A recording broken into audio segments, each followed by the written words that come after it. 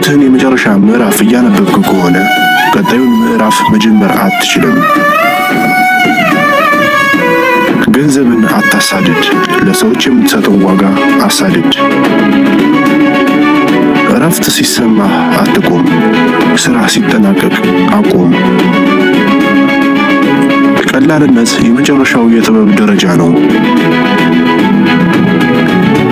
ምርጥ ልማድህ ምን መሆን እንዳለበት ከወሰንክ በኋላ ለዚያ ልማድ ለመክፈል የምትችለው ዋጋ ወስን።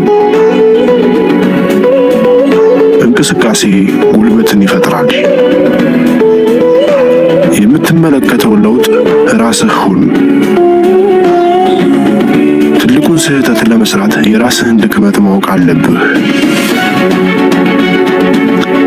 የማይሰበረው ኦክ ዛፍ ከሚታጠፈው ቀርከሃ ያነሰ ጥንካሬ አለው።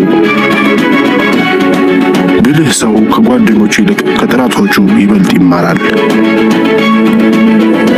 እያንዳንዱ ቀን ሁለተኛ እድል ነው።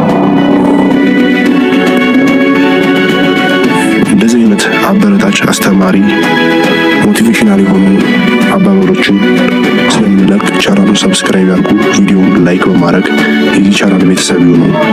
የደውል ምልክቷን ማብራት እንዳይረሱ።